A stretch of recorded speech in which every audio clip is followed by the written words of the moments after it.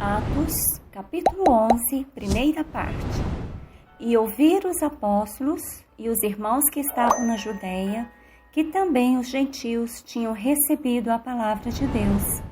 E subindo Pedro a Jerusalém, disputavam com ele os que eram da circuncisão, dizendo: Entrastes em casa de homens incircuncisos e comeste com eles?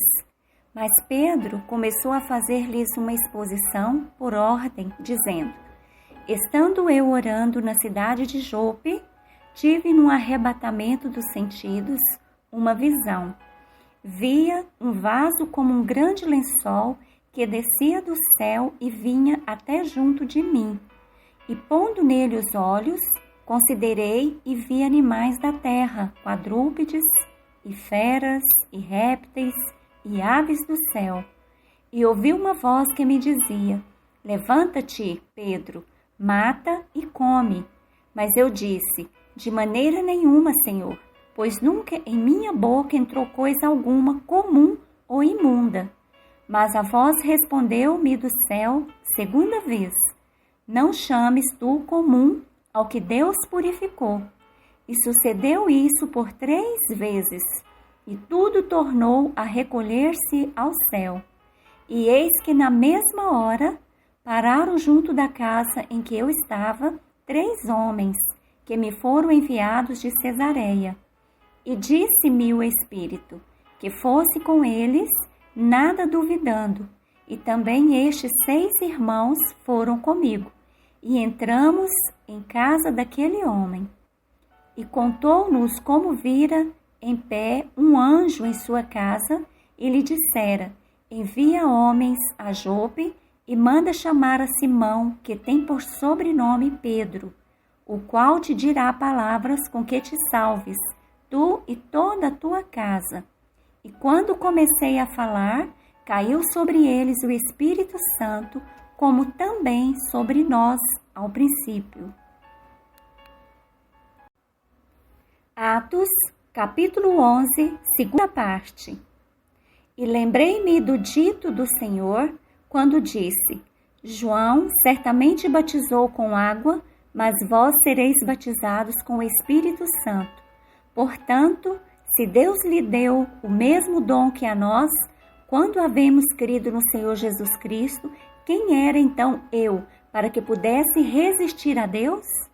E ouvindo essas coisas, apaziguaram-se e glorificaram a Deus, dizendo: Na verdade, até os gentios deu Deus o arrependimento para a vida.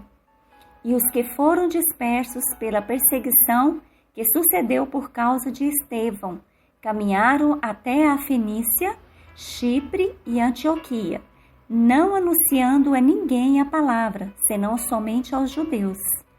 E havia entre eles alguns homens chíprios e cirenenses, os quais, entrando em Antioquia, falaram aos gregos, anunciando o Senhor Jesus.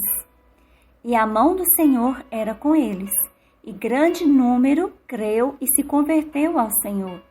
E chegou a fama dessas coisas aos ouvidos da igreja que estava em Jerusalém, e enviaram Barnabé a Antioquia, o qual, quando chegou e viu a graça de Deus, se alegrou e exortou a todos os que permanecessem no Senhor, com propósito de coração, porque era homem de bem e cheio do Espírito Santo e de fé, e muita gente se uniu ao Senhor.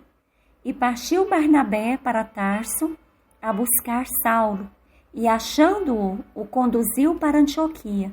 E sucedeu que todo um ano se reuniram naquela igreja, e ensinaram muita gente, e em Antioquia foram os discípulos, pela primeira vez, chamados cristãos. E naqueles dias desceram profetas de Jerusalém para Antioquia, e levantando-se um deles, por nome Ágabo, dava a entender pelo Espírito que haveria uma grande fome em todo o mundo. E isso aconteceu no tempo de Cláudio César.